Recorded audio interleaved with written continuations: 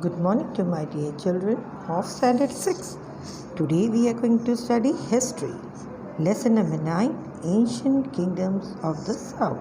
As we have studied before about the Chir, Pandya and Chola dynasty, the Satavahana dynasty, today we are going to start with the Vakataka dynasty.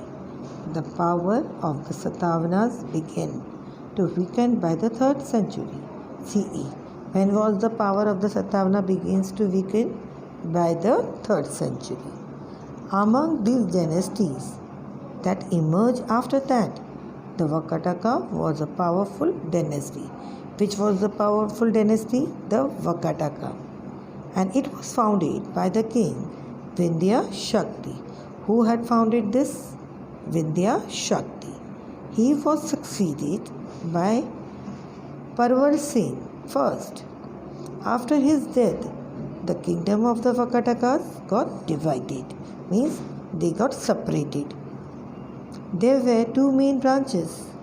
The capital of the first was at Nandivardhan near Nagpur. What was the capital? Nandivardhan. Near which place? Nagpur. And the capital of the other branch was at Vatsagalam, which was today's Vashim. Parvar Sen, first son of Vidya Shakti, extended the Vakataka kingdom in the north up to the Malwa and Gujarat, and in the south up to Kolhapur. How was the extended? Who extended? The son of Vidya Shakti. What was the name? Vashim Parvar Sen first. He was the son of Vidya Shakti. And he has extended the Vakataka kingdom. Okay, children. In the north, up to Malwa, and Gujarat in the south, up to Kolhapur. At that time, Kolhapur was known as Kunthal. What was the name of the Kolhapur given that time? Kunthal. We have to read that Gupta Emperor Chandragupta II had married his daughter Prabhavati to Rudrasen II. The Vakataka king Varhadev. What was the name of that king? Varhadev. A minister of the Vakataka king Hari Sen was a follower of Buddhism. Cave number 16 at Ajanta was dug at his instance, means at his present. Some other caves at Ajanta was dug and beautified with paintings during Hari Sen's reign, means in his period. The Vakataka king Parvar Sen II composed Setubandh in Maharashtra, a Prakrit language. Similarly, Kalidasa's Meghdut also belongs to this period. Okay, now you can see in the textbook page number 44 the Bodhisattva Padmapani of Ajanta. Okay, children. Chalukya dynasty. Pulakashi first established the rule of the Chalukya dynasty in the 6th century AD in Karnataka. Vadpai, Badami was its capital. Pulakashi II repulsed invasion of Harshavardhan. The Chalukya dynasty in Karnataka was a powerful one. The kingdom of Kadamba Kalachuri had become powerful after the decline of the Vakatakas, but the Chalukya kings established their dominance over all of them. Pulakashi first established the rule of the Chalukya dynasty in which century? 6th century. His capital was Badami, which was earlier called Vatapi.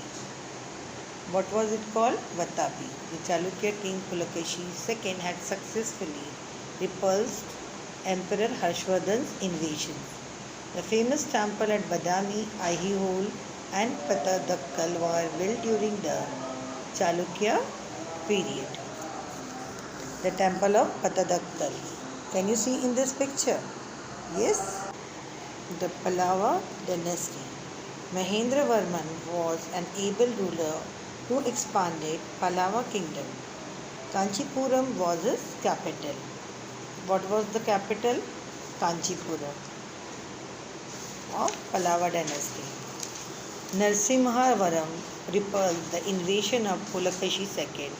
The famous Ratha temple of Mahabalipuram was sculpted during his reign. The Pallava had a powerful and well-equipped navy. India established contacts with Southeast Asia. Internal and external trade flourished. Mahendravarman was an able ruler of Pallava kingdom. What was the capital? Kanchipuram was his capital. Tamil Nadu was their capital of Kanchipuram. Mahendravarman was an able Pallava ruler. He expanded the Pallava kingdom.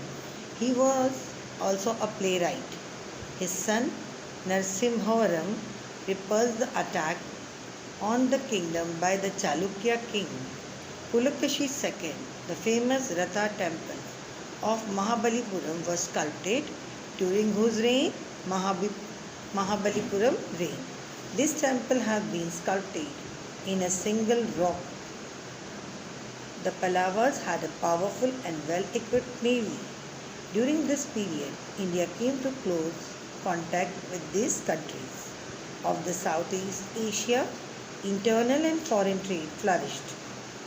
Yuan Chong has visited Kanchi and recorded that people of all religions received tolerant and just treatment under the rule of the Pallava kings. Okay children, till here we finished the Pallava dynasty. Now let's start with 9.6, the Rashtrakuta dynasty. At the height of their power, the dominion of the Rashtrakuta dynasty extended from the Vindhya mountains up to the Kanyakumari in the south. Their power was the first established in Maharashtra by King Dantidurg. Krishna Raja first had the famous Kailas temple carved at Ellora. Up to now, we have learned about the different dynasties that ruled ancient India. In the next lesson, we will revise the social and cultural life in the ancient India. Okay, now children, do you know periples of the Athenian Sea? A periples is a handbook. The Athenian Sea is the Red Sea for the Greek. The Indian Ocean and the Persian Gulf were also a part of the Red Sea. Periples of the Athenian Sea is the handbook of the Red Sea. It was written sometime in the 1st century. The sailor who wrote it lived in Egypt. The periples give information about the trade that went on along the Indian coastal line, the Persian Gulf and Egypt. Ports like Varigaza, that is Badoch, Nala Supara, Kalyan, Muziris are mentioned in the periples. Muziris was a port near Kochi in Kerala. The ancient port does not exist anymore. What is periples? Periples is a handbook. Athenian Sea is the Red Sea. The Greek, the Indian Ocean and the Persian Gulf were also a part of this sea, Red Sea. It was written sometime in this century, 1st century. The sailor who wrote it, where do he live? In Egypt. Okay. Hope you understand this chapter. Till then, thank you.